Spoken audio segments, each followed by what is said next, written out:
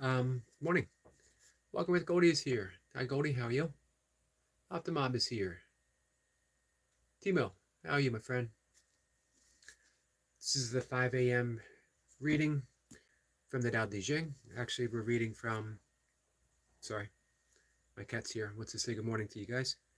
I'm reading from the book Change Your Thoughts, Change Your Life by Dr. Wayne Dyer, which is his interpretation of the Tao Te Ching.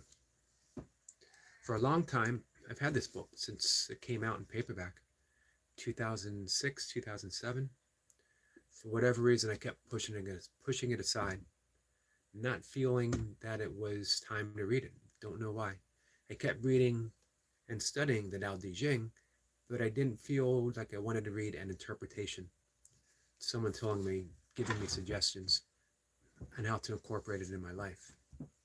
Until about 31 days ago, which is what verse we're on today. No sound? See if I can fix that.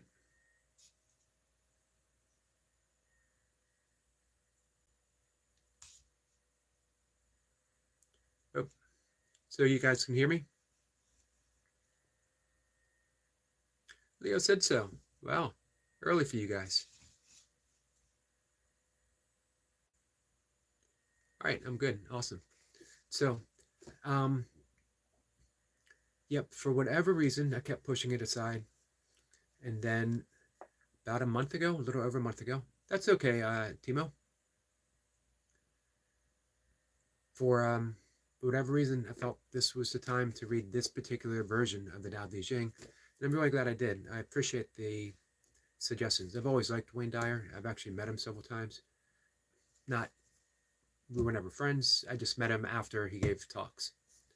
Um, so let me read verse 31 and then we'll chat for a few minutes before I go out for my morning walk.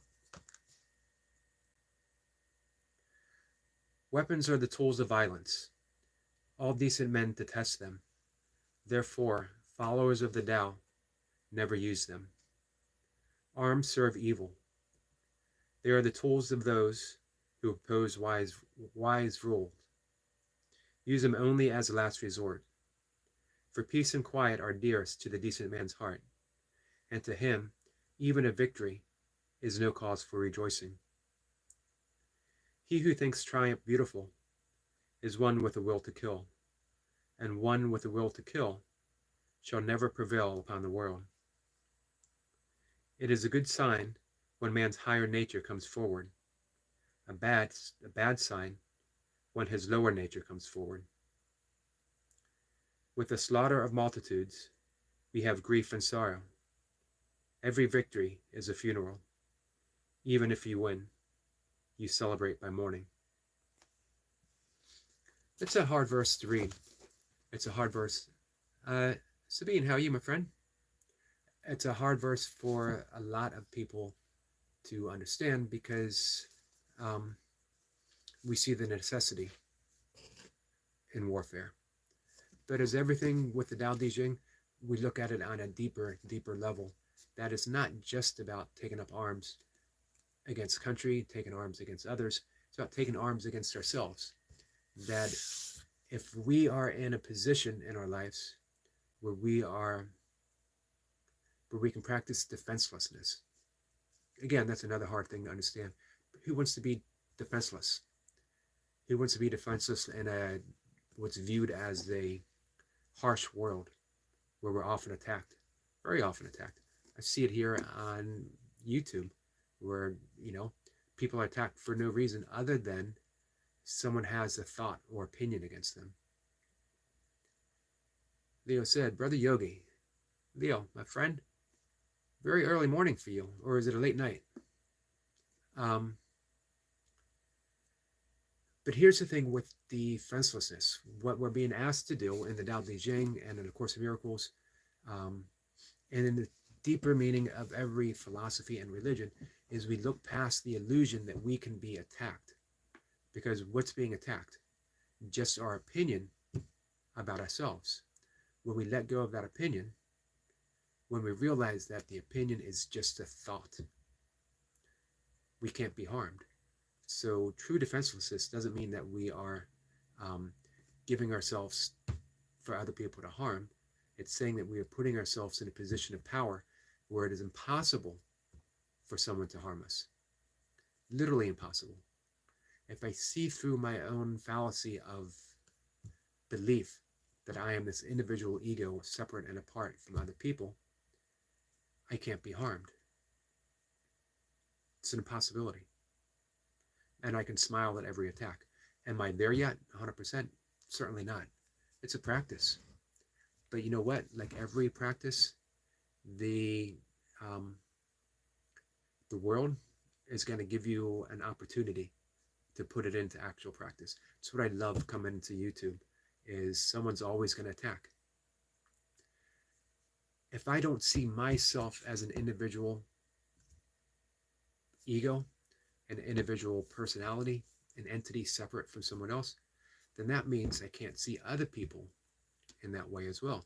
So it's only their ego projecting their fear to me. Do I have to accept that? Or can I let it go?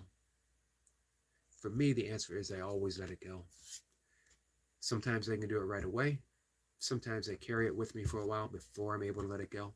Sometimes it's been years since I'm able to let go of grievances. You have a good night, my friend. Looking forward to seeing your reps later today. William Bell says, yo, you look like my math teacher. Well, that's pretty cool. So that's the lesson from the Tao Te Ching. When we are at peace with ourselves, we're at peace with the world. When we are at peace with the world, we draw other people into that peacefulness. This is why the title of the book, a interpretation of the Tao Te Ching, which is ancient wisdom, the second most translated book ever, second to the Bible, is change your thoughts, change your life. And as it says in the Course in Miracles, do not seek to change the world, because that's impossible. You're not going to change it. Don't seek to change someone else. It's impossible. You're never going to argue someone out of their deeply held position. However, seek to change your perspective of the world and see how the world changes completely on its own. That's the message from the Tao Te Ching and the message from A Course in Miracles. It's also, when Jesus looked down from the cross and he offered forgiveness to the very people that put him there, it wasn't because he was saying, you're forgiving for what you did. He literally said, you do not know. He's telling this to his Father. They do not know what they did. Meaning their original innocence is still intact. They acted out of the false belief that they are separate from other people, that in any way they could be separate from God, which is an impossibility. We can only believe ourselves separate from God. Let go of beliefs. Let go of opinions. Doesn't mean we don't have them. It means we hold them lightly. And when we hold anything lightly, we can't be offended when they change. We can't be offended when they're challenged. And we're more at peace. We're more at peace in our heart. We're more at peace within our own minds. We're more in peace with the world. So, guys, that is the 5 a.m. reading. I'm going to head out. I got a walk to take. It's just past 5. Sun's not out yet. It's been storming all night. So there's going to be probably lots of trees and branches out, down on the ground. But it's always fascinating to go out after a storm, because it's always so peaceful as well. So I will see everyone later today. Thanks for coming. Appreciate you being here. And for those who are just getting up, have a good day. For those who've been up for a while, have a good day. And for those who are going to bed, have a good night's sleep, my friends. Take care. And I appreciate you all being here and joining me.